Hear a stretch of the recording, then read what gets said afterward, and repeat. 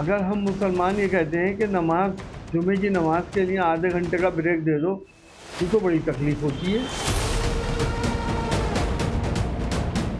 Samajwadi party को सांप्रदायिकता वाली पार्टी बुलाना चाहिए।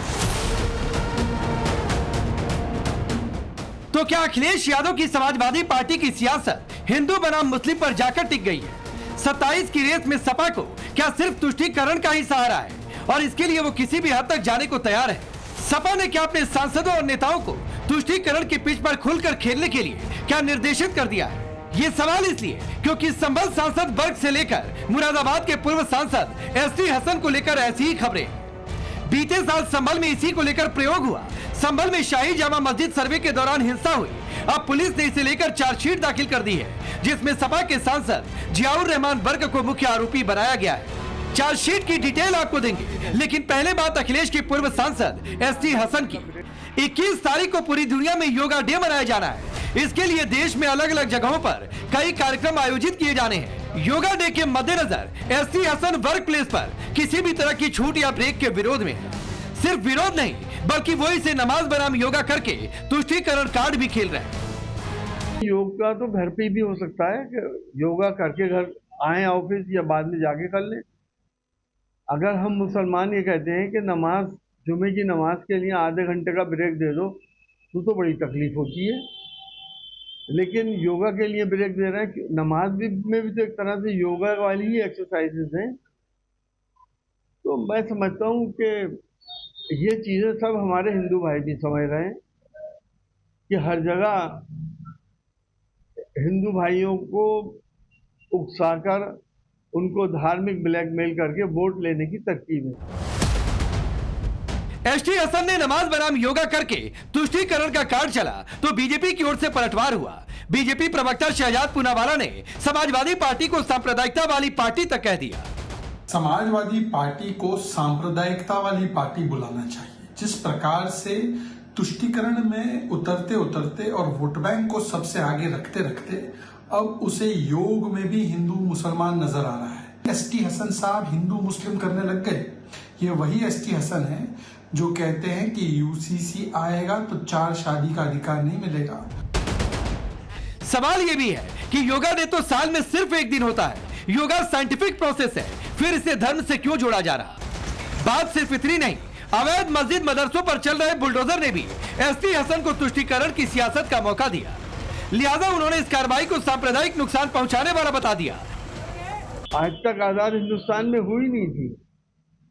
पहली बार मस्जिदों पे बुलडोजर चल गए, पहली बार मदरसों पे बुलडोजर चल गए, पहली बार नमाज पढ़ने पे पाबंदियां लग गई, पहली बार अजानों पे लाउड स्पीकरों पे पाबंदियां लग गई। तो सब कुछ अजीबोगरीब हो रहा है। इन्हें ये इस बात का एहसास नहीं है कि हम अपनी तहजीबों को, अपने प्यार मोहब्बत को, सांप्रदायिक सौहार्द को नुकसान पहुंचा रहे। अवैध मस्जिद मदरसों पर कार्रवाई को एसटी हसन नमाज पर पाबंदी बता रहे हैं। सवाल की क्या ये मुस्लिमों को उकसाने वाला बयान नहीं? सवाल की अवैध मस्जिद मदरसों पर एक्शन से नमाज पर पाबंदी कैसे? कल यूपी के श्रावस्ती में सरकारी जमीन पर बने मदरसे पर बुलडोजर चला तो एक अलग ही कहानी खुलकर सामने आई।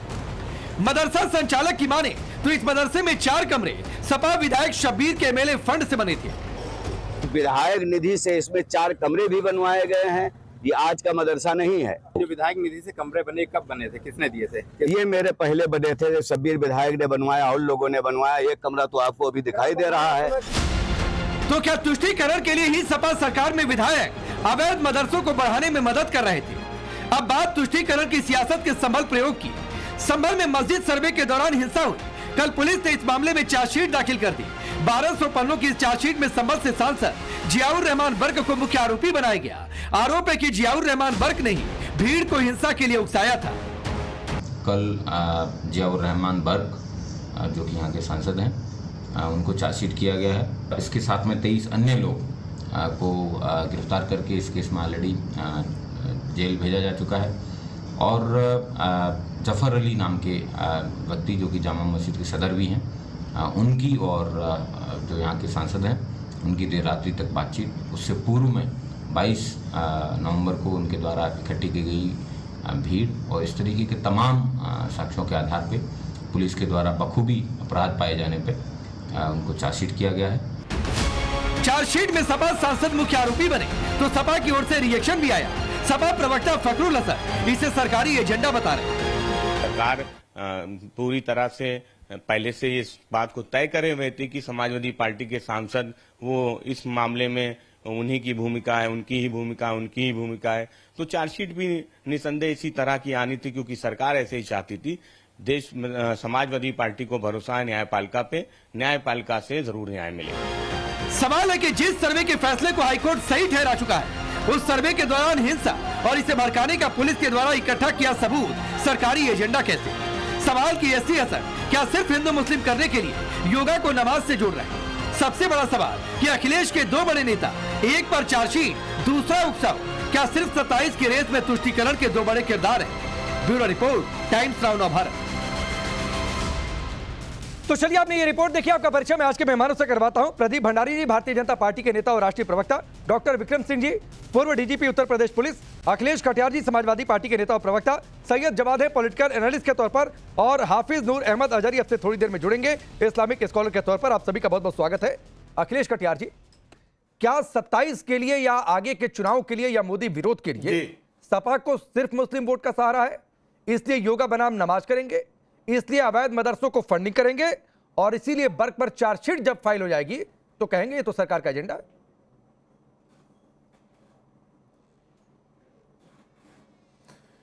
प्रदीप जी, 2027 में हमें किसी पे नहीं, हमें उत्तर प्रदेश की जनता के भरोसे और जनता के सहयोग से ही हमने 2024 जीता है, और 2027 भी जनता के भरोसे है, किसी तुष्टीकरण के लिए नहीं है।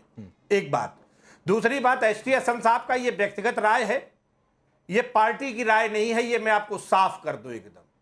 और तीसरी बात, जो तुष्टीकरण की राजनीति है, जो किसी को लुभाने की राजनीति है, या किसी के हक मारने की राजनीति है, किसी को ज्यादा अधिकार दे देने की राजनीति है, या किसी के अधिकार छीन लेने की बात है, नहीं किसको? तो इस पे मेरे नेता अखिलेश यादव जी ने कटियार भाई, एक तो आपने मेरा नाम राकेश है, शुरुआती आपने गड़बड़ की, पहली बॉल ही आपने गलत पिच पर जाकर खेली। प्रदीप भंडारी बीजेपी के प्रवक्ता हैं, पहली बात।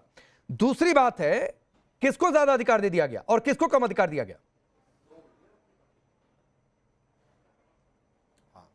नहीं, मैं बिल्कुल, क्योंकि मैं स्क्रीन पे देख नहीं पा रहा था। झा साहब, आपकी आवाज अब रिकॉग्नाइज हुई है। आप बार बार गड़बड़ कर रहे हैं। देख पाता पहले नाम आपने मेरा गलत लिया, अब मेरी टाइटल आप गलत बोल रहे हैं। नहीं, मैं राकेश पांडे लिखता हूं, राकेश झा नहीं लिखता हूं। तो थोड़ा सा कटियार जी, मुझे लग रहा है कि कनेक्शन इधर उधर रॉन्ग नंबर लग रहा है कहीं आपका।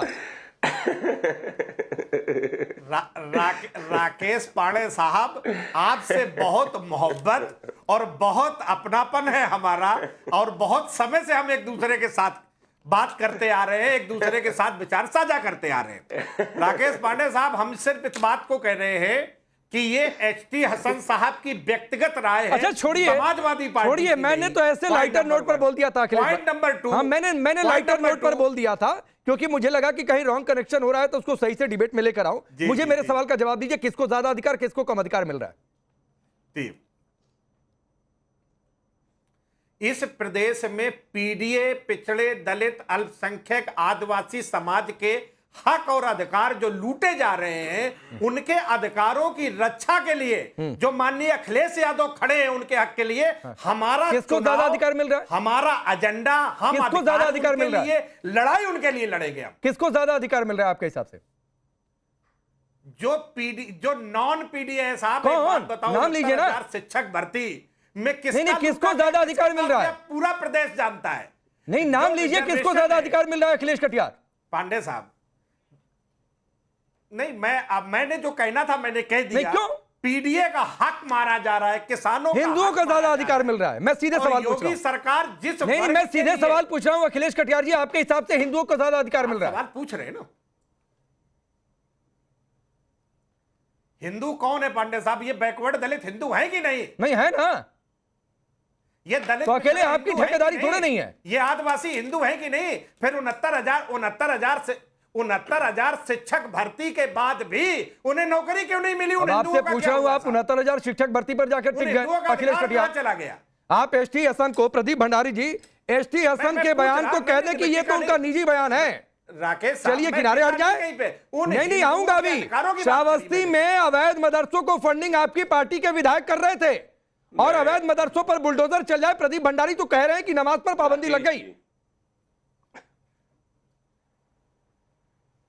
राकेश जी, पहले तो मेरे भाई अखिलेश जी जो है वो आज बड़ी गलतियां कर रहे हैं। मैं कहना चाहता हूं अखिलेश जी, उम्मीद है आपका मानसिक संतुलन ठीक है और मैं आपके अच्छे स्वास्थ्य और लंबी आयु की कामना करता हूं, क्योंकि डिबेट की शुरुआत से लग नहीं रहा कि आप मेंटल सेम्बलेंस में हैं।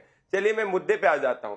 देखिए, ये तुष्टीकरण के नाम पर इस हद तक पहुंच चुके हैं, ये उलझुलूल बातें कर रहे हैं राकेश जी। ये सऊदी अरेबिया जो एक मुस्लिम कंट्री है, उसने योगा को एक स्पोर्टिंग एक्टिविटी के रूप में अपने पूरे करिकुलम के अंदर एप्रोप्रिएट किया है।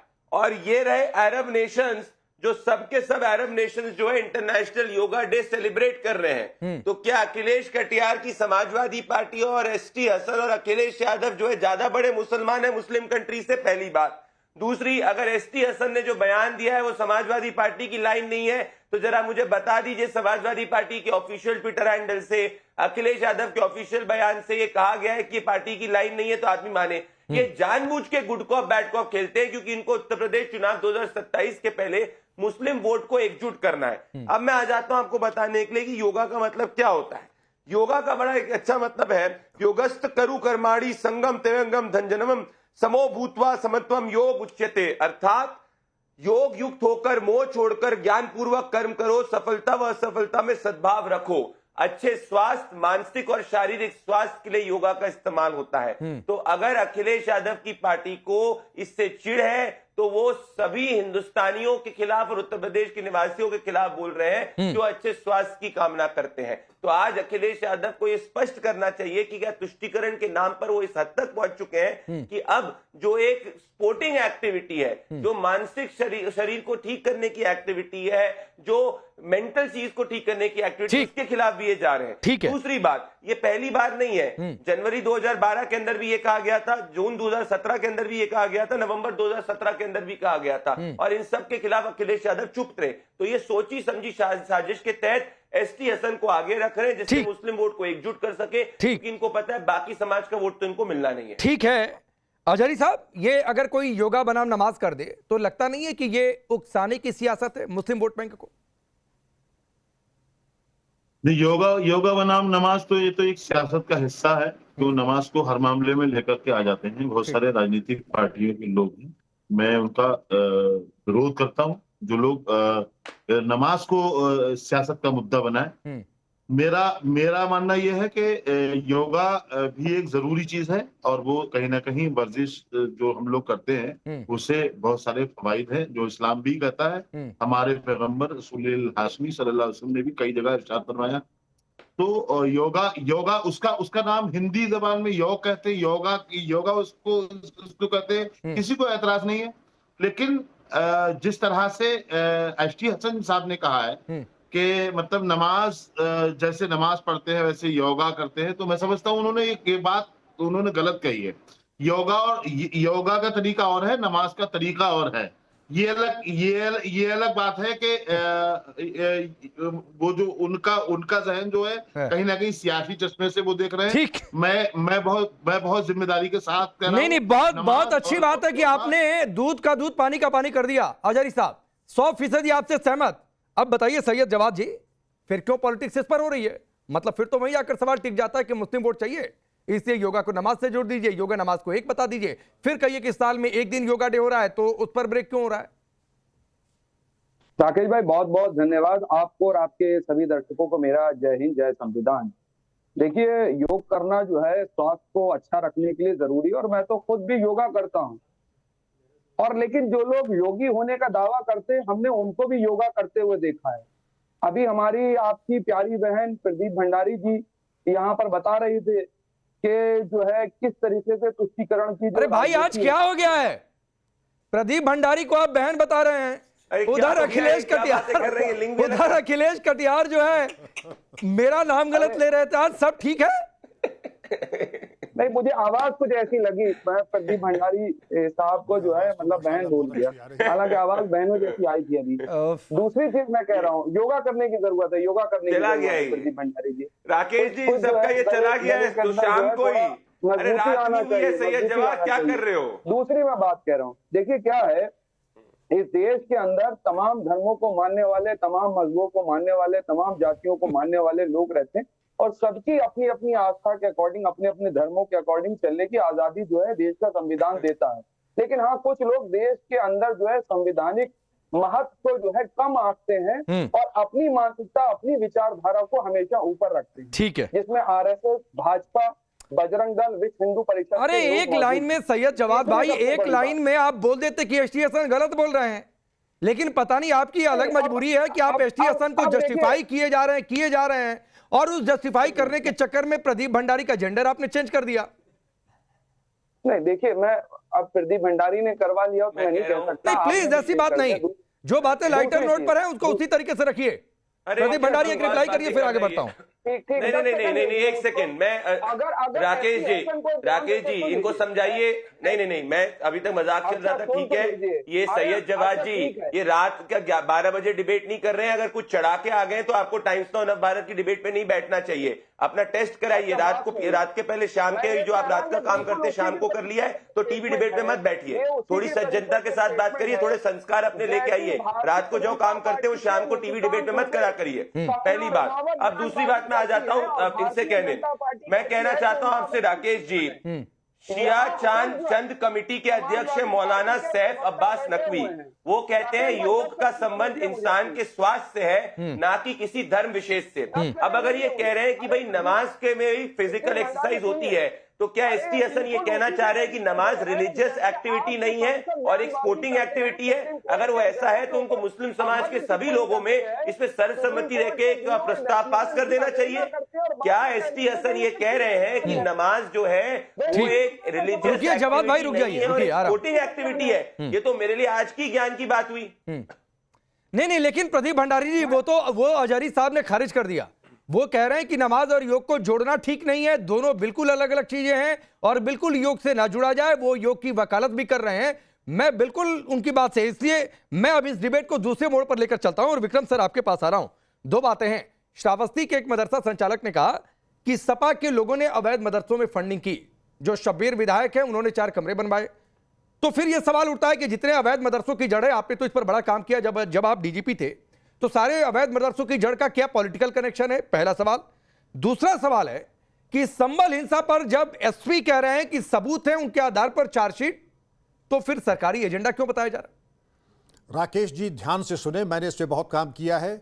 यूपी नेपाल बॉर्डर बहुत संवेदनशील है और एक चरणबद्ध तरीके से आईएसआई के इशारे पर, मैं जब कह रहा हूं तो मैं बड़ी गंभीरता से कह रहा हूं, आईएसआई के इशारे पर मार्गदर्शन में वहां नाजायज मदरसे और मस्जिदें बनाई गईं, जिसकी फंडिंग मिडिल ईस्ट के ज़कात के पैसों से थोड़ी हुई और कुछ इस तरीके के नाजायज़ हरकतों पे।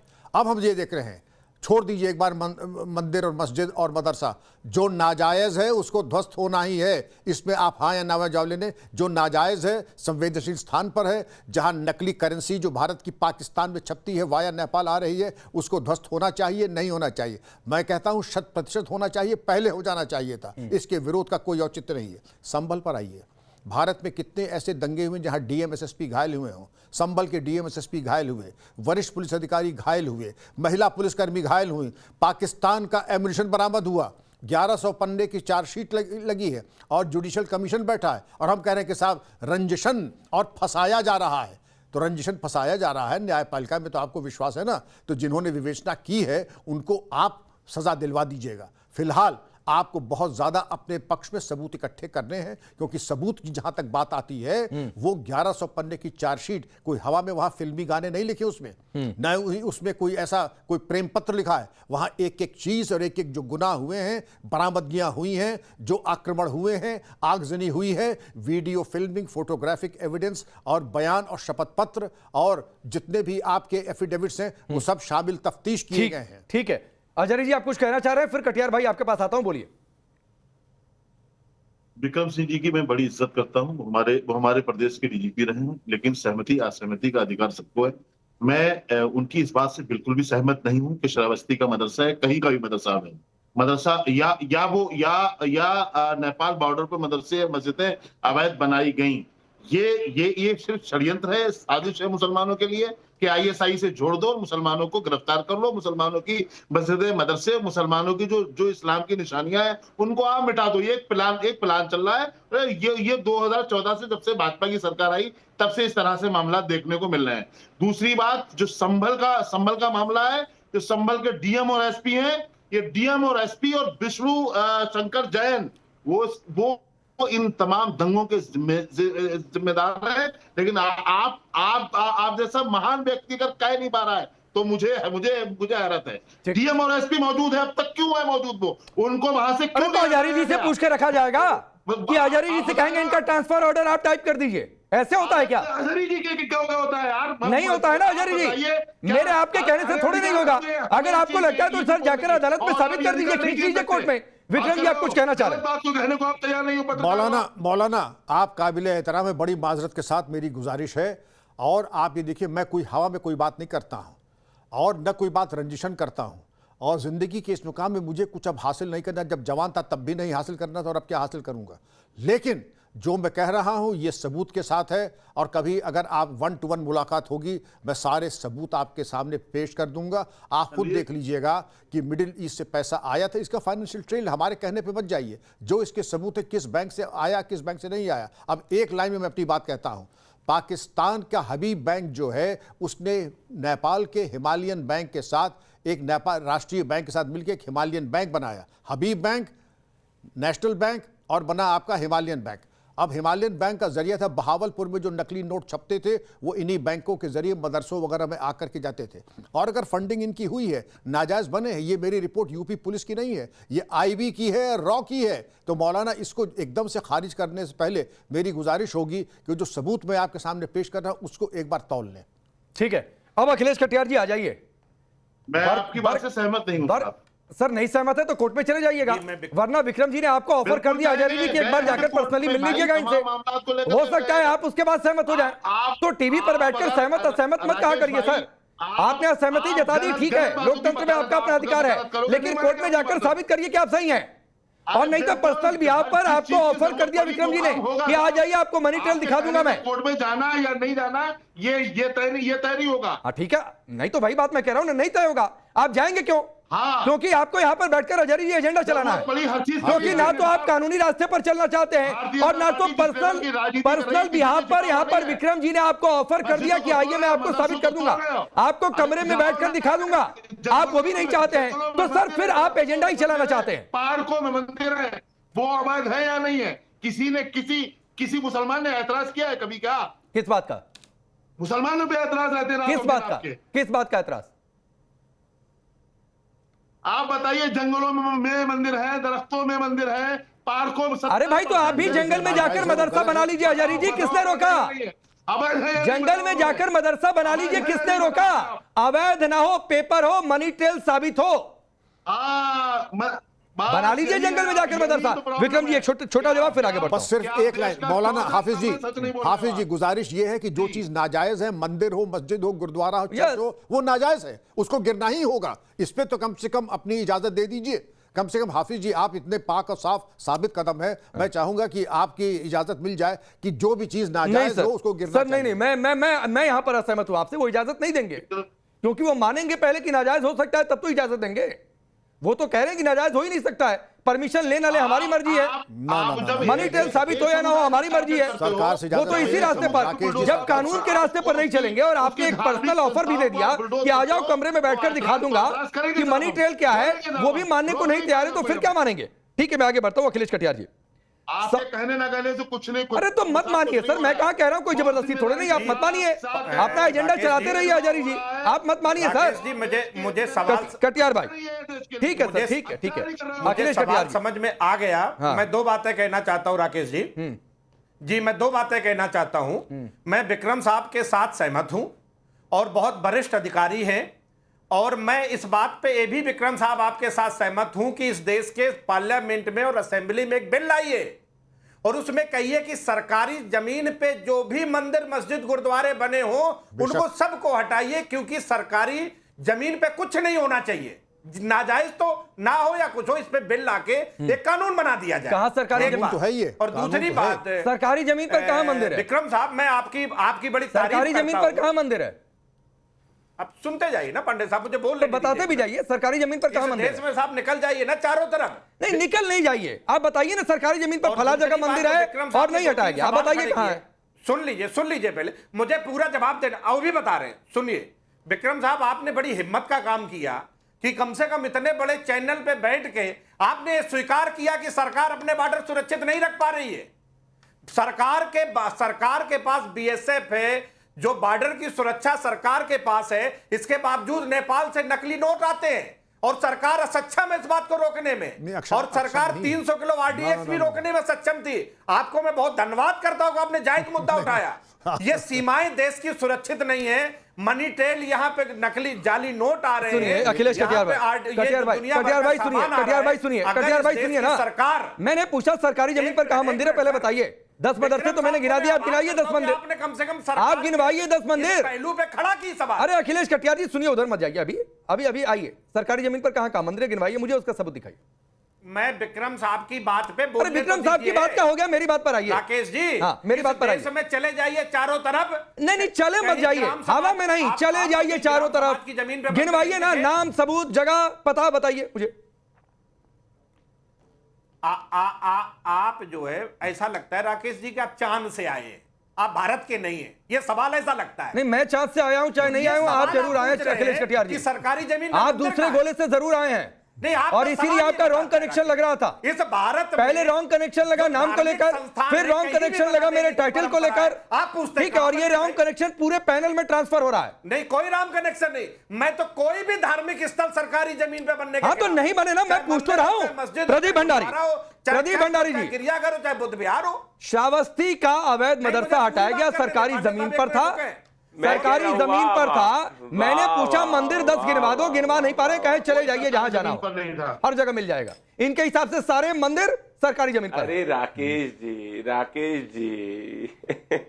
राकेश जी ये बड़ी आज इनको सरकारी जमीन याद आ रही है।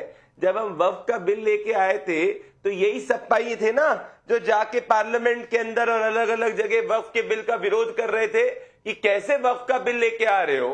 तो जो लोग वक्फ के नाम पे इतनी इलीगल संपत्ति, सरकारी जमीन पर अतिक्रमण हुआ, क्या आज समाजवादी पार्टी समर्थन दे सकती है? क्या दोहरे मापदंड की बात करेंगे? अरे कम से कम सरकारी जमीन पे नहीं बनना चाहिए। 5 वक्फ के स्ट्रक्चर पे, अखिलेश जी मैंने आपके बीच में नहीं बोला था, ठंड रखिए, शांत रहिए। मैं कहना चाहता हूं राकेश जी, अगर ये सच में इलीगल कोई भी सरकारी जमीन पे कोई भी कंस्ट्रक्शन हो रहा है उसके खिलाफ है, तो क्या आज ये अपना स्टैंड समाजवादी पार्टी परिवर्तित कर रही है और ये कह रही है कि भाई अगर कोई भी वक्फ के नाम पे जमीन में, सरकारी जमीन के ऊपर वक्फ ने कब्जा करा है तो उसको समाजवादी पार्टी समर्थन करने वाली है, और समाजवादी पार्टी कहेगी कि भाई वक्फ बिल जो सरकार लेके आई है, जो पास हो चुका है वो सही है, तो मैं इनकी बात का स्वागत करूंगा। तो पहले तो ये अपना पार्टी का स्टैंड चेंज करें। अब ये बड़ी बातें कर रहे थे विक्रम सिंह जी को, इलीगल, फेक करेंसी। ये 2 नाम देखिए जरा, रफी खान और नौशाद खान, ये 2 समाजवादी पार्टी के नेता हैं जो 8 महीने पहले जिनको इन्वेस्टिगेटिव एजेंसी ने गिरफ्तार करा था, फेक करेंसी रैकेट चला रहे थे। तो फर्जी करेंसी रैकेट में विपक्ष के नेता पाए जब जाते हैं तो सरकार तो उनको पकड़ती है। मैं वापस से मुख्य मुद्दे पे आऊंगा राकेश जी, क्योंकि भड़काने का प्रयास कर रहे हैं। ये तुष्टीकरण के नाम पे आज योगा को भी सिर्फ और सिर्फ धार्मिक लेंस से देख रहे हैं। ये वही लोग हैं जो ये कहा करते थे कि सिर्फ मुसलमानों की बेटियां हमारी बेटियां और हिंदू की बेटी हमारी बेटी नहीं है। तो क्या ये तुष्टीकरण करने वाले लोग इस हद तक पहुंच चुके हैं कि एक सवाल है जो प्रदीप भंडारी ने कहा, उसके आधार पर अखिलेश कटियार, एक सवाल है, और सवाल यह है कि आप इस बात के लिए तैयार है कि सरकारी जमीन पर किसी तरीके की कोई संपत्ति नहीं होनी चाहिए, चाहे मंदिर हो, मस्जिद हो, मदरसा हो या वक्फ की कोई प्रॉपर्टी हो जो इलीगली घोषित की गई हो? 100% तैयार है।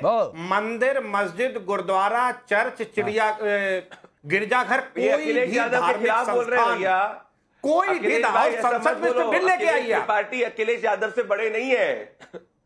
अरे क्या हो गया ये पार्टी? अरे मैं आपका शुभचिंतक के रूप में कह रहा हूँ, क्या बोल रहे हो भाई? मैं एक बार फोन ऐसा ना हो कि डिबेट के अखिलेश यादव जी की टीम का फोन आ जाए। कहता हूं आप अखिलेश यादव के खिलाफ बोल रहे हो। इसको बिल अखिलेश लेके आइए त्रिपाठी जी, आप समाजवादी पार्टी में हो। सुनो समाजवादी पार्टी में हो आप कहो कि मैं अखिलेश यादव से बड़े नहीं हो। आप समझो, आप नहीं हो अखिलेश यादव से बड़े। अरे अखिलेश कटियार जी, 10 सेकंड प्रदीप भंडारी, 10 सेकंड प्रदीप भंडारी जी।